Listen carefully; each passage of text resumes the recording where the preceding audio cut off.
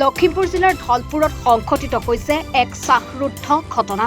আজি পুৱা 10মান বজাত ধলপুৰ দৈনিক বজাৰ সমীপৰ এটা পুখুৰীৰ পাৰত উদ্ধাৰ কৰা হৈছে দুটা কাপোৰ ভৰ্তি বেগ আৰু এযোৰ চেণ্ডেল।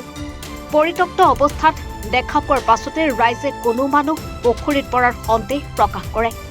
ধলপুৰ আৰক্ষী আৰু স্থানীয় ৰাইজে পুখুৰীটোত নামি সন্দেহিত ব্যক্তিৰ সন্ধান চলাই যদিও কোনো সুসূত্ৰ লাভ কৰিবলৈ সক্ষম হোৱা নাই।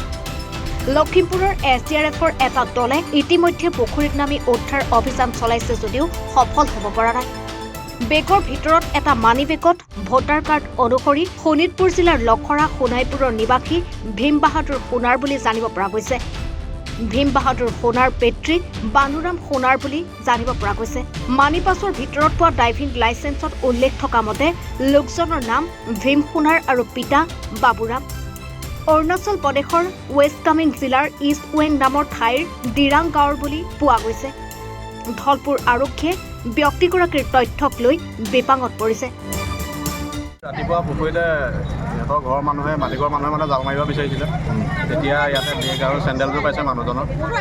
পানীত আছিল নে বেগ? বেগ পুখুৰীৰ কাষতে আছিলে আৰু চেণ্ডেলযোৰ আছিলে আৰু পুখুৰীলৈ নামি যোৱা ভৰি খোজ পাইছে। তাৰপিছতে এতিয়া বিচাৰ খোঁচা কৰি আছে, পোৱা নাই।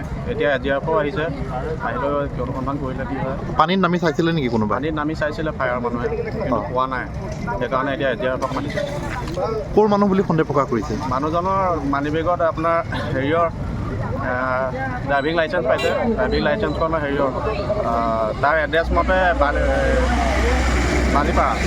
বালিপাৰাৰ হেৰি কিবা সোণাৰী গাঁও এনেকুৱা কিবা এখন গাঁও। ৰাতিপুৱা কিমান সময়ত প্ৰত্যক্ষ কৰে? 10টামান বজাত পোৱা। তেতিয়াৰ পৰা কিন্তু পুখুৰীত নামি চাইছে যদিও পোৱা নাই। চাইছে যদিও পোৱা নাই। এতিয়া মানে সন্দেহ প্ৰকাশ কৰিছে। সন্দেহ কৰিছে যে মানুহজন ইয়াতে কৰিব পাৰে, কাৰণ ভৰি খোজো পাইছে পাতললৈ নামি যোৱা। বিহপুৰীয়াৰ পৰা মাধুৰ্য দাসৰ ৰিপৰ্ট, এনিভাৰত 24। জুবিন গাৰ্গৰ গীতসমূহৰ ওপৰত আধাৰিত গানে কি আনে নামৰ এটা সুন্দৰ অনুষ্ঠান আপোনালোকৰ ওচৰলৈ আহি আছে অতি শীঘ্ৰে। অহা 15 আগষ্টৰ পৰা ধেমাজিৰ পৰা প্ৰথম অডিশ্যন আৰম্ভ হ'ব আৰু সেই অডিশ্যনৰ যোগেদি বিভিন্ন কণ্ঠশিল্পীসকলে যিসকলে এই অনুষ্ঠানত যোগদান কৰিব বিচাৰে তেওঁলোকে এই অডিশ্যনৰ যোগেদি আগবাঢ়ি আহক আৰু জুবিন গাৰ্গৰ বহুত ভাল লগা গান আমি সদায় শুনি আহোঁ। আৰু আপোনালোকৰ যদি ভাল লগা গান থাকে, জুবিন গাৰ্গৰ আপোনালোকে গাই ভাল পায়, তেন্তে অডিশ্যনত যোগদান কৰক। মোৰ ফালৰ পৰা আন্তৰিক শুভকামনা থাকিল এই সম্পূৰ্ণ অনুষ্ঠানটোলৈ। ধন্যবাদ।